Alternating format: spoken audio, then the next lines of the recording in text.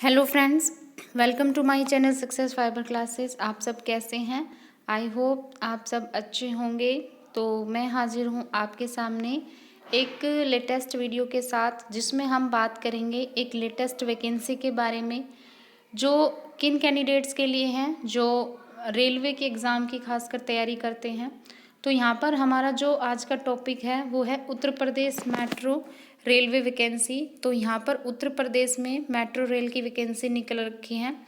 तो हम इस वीडियो में पूरा डिटेल में बात करेंगे कि क्या इसकी जो स्टार्टिंग डेट है वो है, कब तक ये फॉर्म भरे जाएंगे, ठीक है, क्या इसकी जो रिटर्न एग्ज़ाम की डेट रहेगी, उसके बाद कैटेगरी वाइज पोस्ट के बारे में बात करेंगे, सैलरी के बारे में बात करेंगे, ठीक है। फिर उसके बाद हम इसके एग्ज़ाम पैटर्न के बारे में भी बात करेंगे। तो चलिए शुरू करते हैं हम अपनी वीडियो को। तो जैसा कि आप लोग स्क्रीन पर देख पा रहे हैं, यहाँ पर Uttar Pradesh metro rail corporation limited है, उसकी तरफ से ही नोटिफिकेशन जारी किया गया है Uttar Pradesh metro railway vacancy के लिए। तो यहाँ पर ये जो नोटिफिकेशन की डेट ऑफ इशू है वो 13 मार्च है, लेकिन इसके जो रजिस्ट्रेशन स्टार्ट होंगे वो कब से शुरू होंगे? 20 मार्च 2024 से इसके रजिस्ट्रेशन फॉर्म फिलअप है वो शुरू हो जाएंगे। किस साइट पर जाकर आपको रजिस्ट्रेशन करना है? www.upmetrorail.com साइट पर आपको जाकर अपना फॉर्म फिल करना है। अगर हम बात करते हैं इसमें एप्लीकेशन फ़ीस जो आपको पे करनी है वो 20 मार्च से जब फॉर्म भरना शुरू होंगे तब, और 19 अप्रैल तक आपको अपनी जो फ़ीस है वो पे करनी है। लास्ट डेट जो रहेगी आपकी ऑनलाइन फॉर्म भरने की वो 19 अप्रैल तक रहेगी, ठीक है। उसके बाद जो एडमिट कार्ड जो जारी होंगे रिटर्न एग्ज़ाम के लिए, तो वो होंगे 30 अप्रैल 2024 को। और एग्ज़ाम जो डेट है यहाँ पर टेंटेटिव है, अभी मतलब ये परमानेंट डेट नहीं है, अभी सिर्फ ये टेंटेटिव है। 11 मई दी हुई है, 12 मई दी हुई है और 14 मई, ठीक है। ये रिटर्न एग्ज़ाम की डेट है वो रखी गई है, ठीक। अब उसके बारे में अब बात करते हैं आगे पोस्ट के बारे में कि कौन कौन सी पोस्ट निकली हैं, और पोस्ट वाइज हम यहाँ पे क्वालिफ़िकेशंस के बारे में, साथ में उसकी सैलरी के बारे में भी बात करेंगे। तो सबसे पहले हम यहाँ पे फर्स्ट वैकेंसी जो पोस्ट कोड है E01, इसमें असिस्टेंट मैनेजर की पोस्ट है। बात करते हैं इसकी सैलरी की, तो 50,000 से 1.5 लाख के बीच में ये पे स्केल है, इसका वेरी करेगा। नंबर ऑफ वैकेंसी की बात करते हैं तो इसमें जनरल की 2 पोस्ट है, EWS की 1 है, OBC की 2 है, SC की 5 है, ST की 1 है, और अगर वुमेन से हैं तो वुमेन की यहाँ पर 2 सीट अलग से है। बात करते हैं क्वालिफिकेशन की, तो आपके पास में BE या BTech होना चाहिए इलेक्ट्रिकल में या फिर इलेक्ट्रॉनिक्स इंजीनियरिंग में, ठीक है। अगर आप अनरिजर्व कैटेगरी से हैं तो 60% मार्क्स आपके होने चाहिए। अगर आप रिजर्व कैटेगरी से हैं तो 50% यहाँ पर मार्क्स हैं वो रखे गए हैं। बात करते हैं इसकी एज लिमिट की, तो इसकी एज है 21 से लेकर 28 साल इसकी एज है। उसके बाद हम बात करते हैं सेकंड पोस्ट की जो है असिस्टेंट मैनेजर की। इसकी भी जो सैलरी है वो 50,000 से 1.5 लाख की है। जितनी भी मैं पोस्ट की बात कर रही हूँ सबकी एज 21 से 28 साल है, ठीक है, और जो सैलरी है वो 50,000 से 1.5 लाख तक है। बात करते हैं इसकी क्वालिफिकेशन के बारे में, तो इसकी भी क्वालिफिकेशन वही है कि आपके पास में BE या BTech होना चाहिए इलेक्ट्रॉनिक्स में या इलेक्ट्रॉनिक्स और कम्युनिकेशन में। उसके बाद फिर बात करते हैं दूसरी पोस्ट जो कि है असिस्टेंट मैनेजर ऑपरेशन में, ठीक है। इसकी क्वालिफिकेशन की बात करते हैं तो BE BTech आपको होना चाहिए इलेक्ट्रॉनिक्स कम्युनिकेशन में। वही अनरिजर्व कैटेगरी है तो 60% मार्क, और अनरिजर्व है तो 50%। उसके बाद फिर आते हैं असिस्टेंट मैनेजर की। इसकी अगर हम क्वालिफिकेशन की बात करते हैं तो आपके पास में मास्टर डिग्री होना चाहिए कंप्यूटर एप्लीकेशन में या फिर कंप्यूटर साइंस में, या फिर आपने MTech किया है, BE या BTech किया है तो आप इसके लिए एप्लीकेबल है।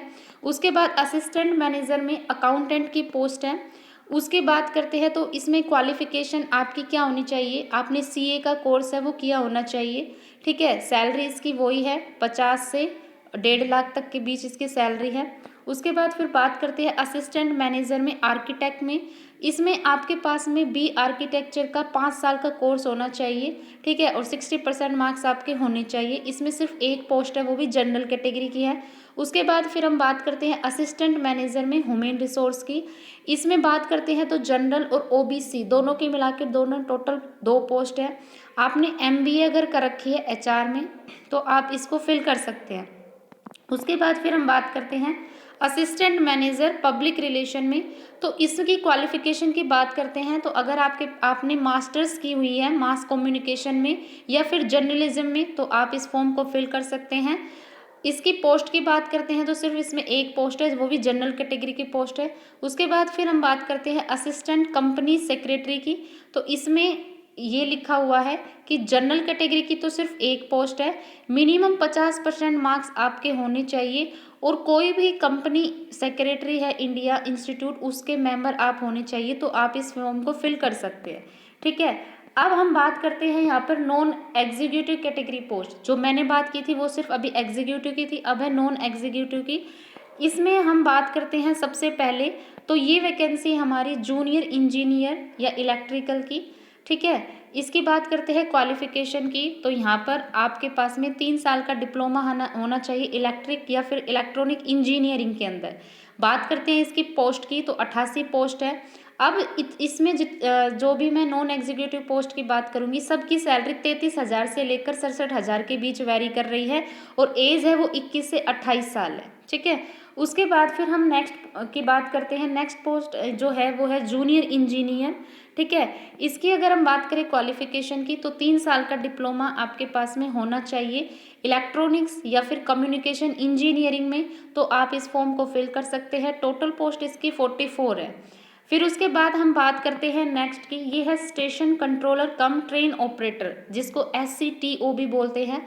बात करते हैं क्वालिफिकेशन की, तो 3 साल का आपके पास में इंजीनियरिंग डिप्लोमा होना चाहिए टेलीकम्युनिकेशन में, इलेक्ट्रॉनिक्स में या फिर इलेक्ट्रिकल में, तब आप इस फॉर्म को फिल कर सकते हैं। टोटल पोस्ट है 155 है। तो यहाँ पर जो नॉन एग्जीक्यूटिव है यानी जो टेक्निकल डिपार्टमेंट है उसकी पोस्ट है वो ज़्यादा है। उसके बाद फिर हम बात करते हैं यहाँ पे अकाउंटेंट असिस्टेंट। ठीक है, नॉन एग्जीक्यूटिव में जो अकाउंटेंट असिस्टेंट है, अब यहाँ पे इसकी सैलरी है वो थोड़ी सी डिफरेंट है। ये है 25,000 से लेकर 51,000 तक इसका पे स्केल है। नंबर ऑफ पोस्ट की बात करते हैं तो सिर्फ 8 पोस्ट है इसमें।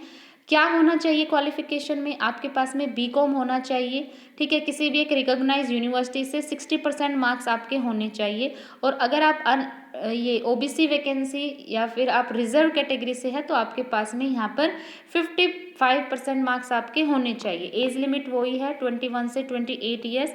उसके बाद नेक्स्ट पोस्ट है ऑफिस असिस्टेंट की, ह्यूमन रिसोर्स के अंदर। इसकी भी सैलरी वही है 25 से लेकर 50,000 तक इसकी सैलरी है। टोटल पोस्ट की अगर हम बात करते हैं तो 4 इसकी टोटल पोस्ट है।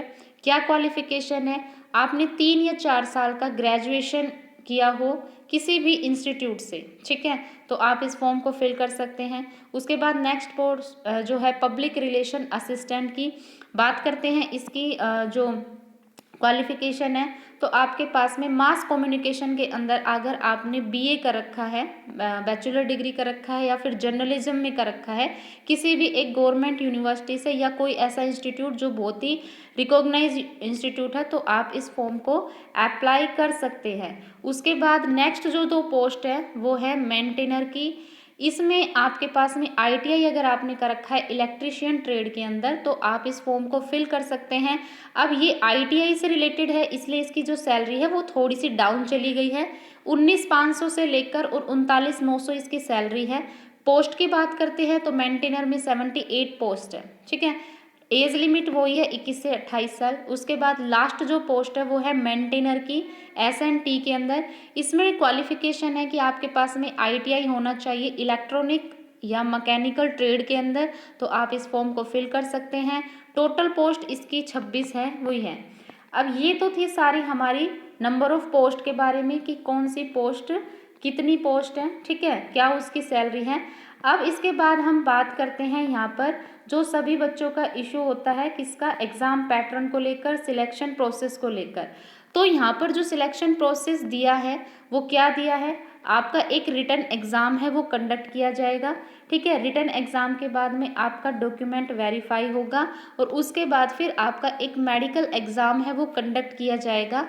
ये इसका क्या है, सिलेक्शन प्रोसीजर है। ठीक है। बात करते हैं इसके रिटन टेस्ट की कि क्या इसमें रिटन टेस्ट होने वाला है। तो इसमें आपका एक सीबीटी टेस्ट है वो कंडक्ट किया जाएगा। क्वेश्चन पेपर आपका बाइलिंगुअल होगा। बाइलिंगुअल मतलब 2 लैंग्वेज में होगा, इंग्लिश और हिंदी। ठीक है, जिसको इंग्लिश में समझता है वो इंग्लिश लैंग्वेज चूज़ करते हैं, जिसको हिंदी में समझ में आता है वो हिंदी चूज़ करता है। ठीक है, टोटली जो यहाँ पर पेपर आएगा आपका ऑब्जेक्टिव टाइप रहेगा।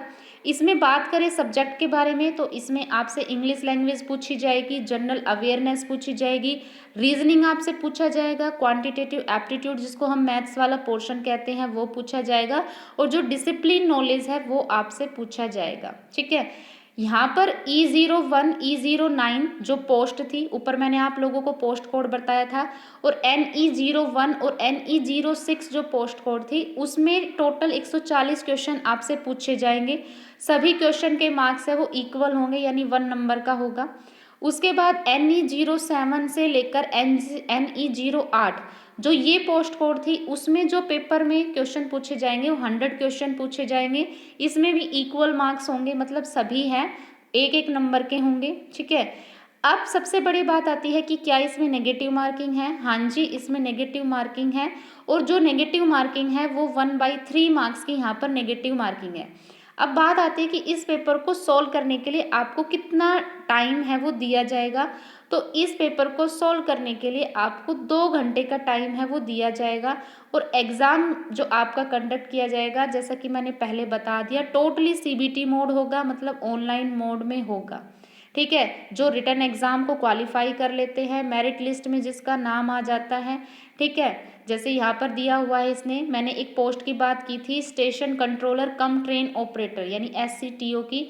तो अगर जो बच्चा इसके रिटन एग्ज़ाम को क्वालिफाई कर लेता है और उसकी अगर हाई रैंक आती है मेरिट लिस्ट में, तो फिर उसको कॉल किया जाएगा किसके लिए, एप्टीट्यूड उसका एक टेस्ट होगा, फिर उसके बाद उसका एक DV होगा, डॉक्यूमेंट वेरीफाई होगा, उसके बाद फिर उसका इरीस वेरिफिकेशन होगा। ठीक है, मतलब आँखों की जांच होगी, उसके बाद फिर उसका मेडिकल एग्ज़ाम है वो कंडक्ट होगा।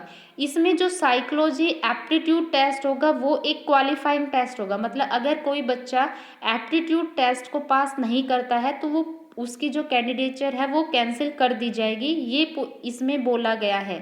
ठीक है, उसके बाद बात करते हैं एग्ज़ाम सेंटर इसका क्या रहने वाला है। यानी जब आप फॉर्म फिल करोगे तो यहाँ पर आपसे ऑप्शन पूछा जाएगा एग्ज़ाम सेंटर के सिलेक्शन के लिए। तो इसके जो एग्ज़ाम सेंटर हैं आगरा है, अलीगढ़ है, बरेली है, गाज़ियाबाद है, गोरखपुर है, झांसी है, कानपुर है, लखनऊ है, मथुरा है, मेरठ है, मुरादाबाद है, मुजफ्फरनगर है, नोएडा है, प्रयागराज है, वाराणसी है, अयोध्या है, बस्ती है और सीतापुर है। ठीक है, ये इसके क्या है एग्ज़ाम सेंटर है वो रखे गए हैं। ठीक है, तो आई होप आपको वीडियो अच्छी लगी है। मैंने एक एक जो जानकारी थी, इतना बड़ा नोटिफिकेशन था, इतने बड़े नोटिफिकेशन में जो काम की सारी जानकारी थी वो मैंने आपको बता दी है। अगर आपको वीडियो अच्छी लगी है, इन्फॉर्मेटिव लगी है, तो चैनल को ज़्यादा से ज़्यादा लाइक कीजिए, शेयर कीजिए, सब्सक्राइब कीजिए। ऐसे ही इन्फॉर्मेटिव वीडियो रिक्रूटमेंट की मैं आपके लिए लाती रहूँगी। So thank you very much.